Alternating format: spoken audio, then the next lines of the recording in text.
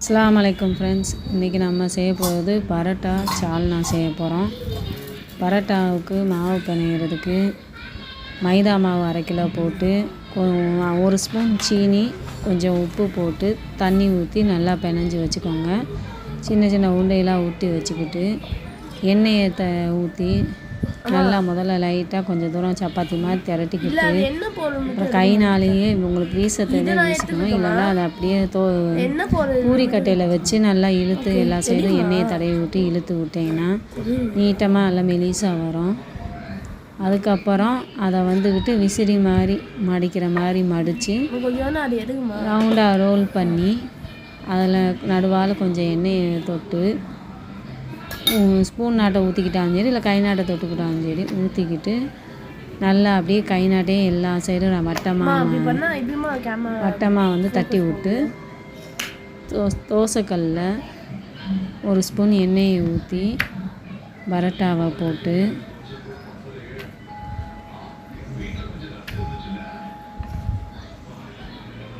பிஞ்சாலும் பிரச்சனை இல்லை ஃப்ரெண்ட்ஸ்.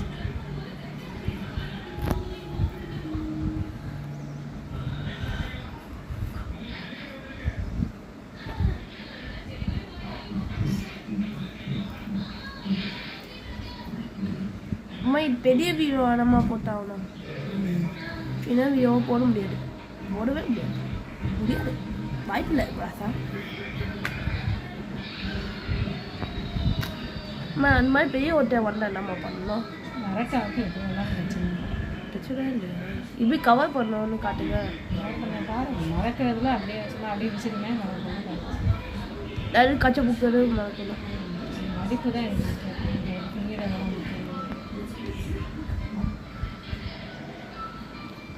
கொஞ்சம் கையாக இருக்குமா காட்டுங்க.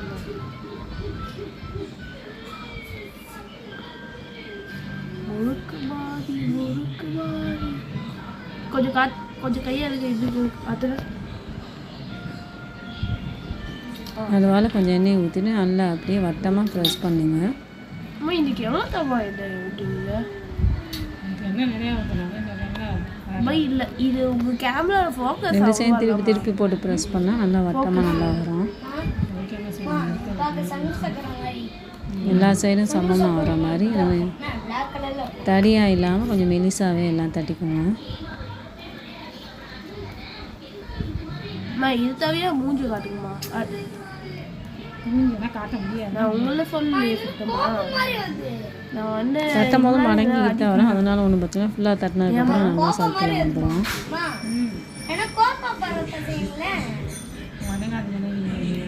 நான் சொன்ன கப்பு பருத்தா இதெல்லாம்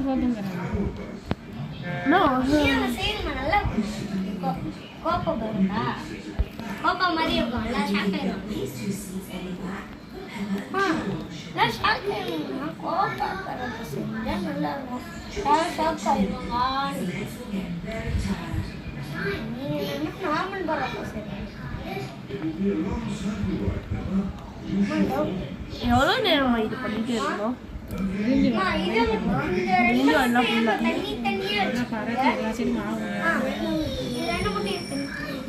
சொல்லிட்டேன், ரொம்ப லாங்காக இருக்குது.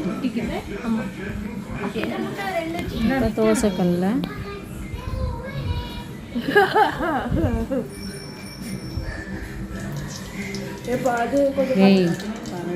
தோசைக்கல்ல சுட்டு எடுக்கிற வீடியோவே இங்கே அதான் அத்தனை உருண்டையும் ஊற்றி வச்சுருங்க ஃப்ரெண்ட்ஸ். அதுக்கப்புறம் இப்போ வந்து நம்ம சால்னா செய்கிறதுக்கு மிக்சியில் வெங்காயம், தக்காளி, கொத்தமல்லி, பச்சை மிளகா, இஞ்சி பூண்டு பேஸ்ட்டு போடாங்க தனியாக போடணும். இல்லைன்னா இதில் இஞ்சி பூண்டு சேர்த்துக்கோங்க. சேர்த்து அரைச்சி எடுத்துக்கிட்டு தண்ணி விடாமல் அரைச்சி எடுத்துக்கோங்க. கடாயில் கொஞ்சம் எண்ணெய் ஊற்றி 1 கிராம்பு, 1 பட்டை, கொஞ்சமாக சோம்பு போட்டு தாளிச்சிட்டு அதுக்கப்புறம் இஞ்சி பூண்டு அதில் சேர்க்கலைன்னா இதில் இஞ்சி பூண்டு பேஸ்ட்டு 1 ஸ்பூன் போட்டு நல்லா வதக்கிட்டு பச்சை வாடை போனதுக்கப்புறம்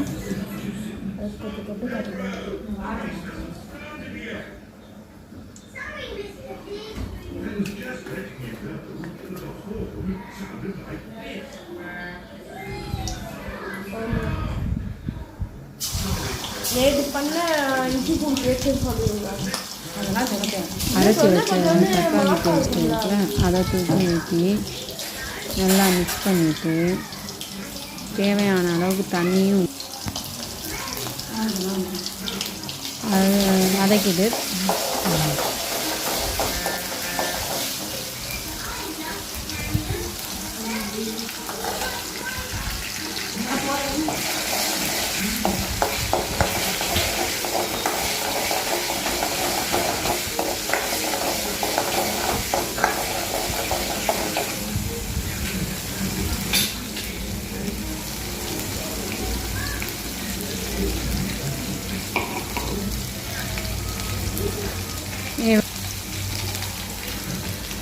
அரைச்சி வச்ச தக்காளி பேஸ்ட்டை ஊற்றிடுங்க.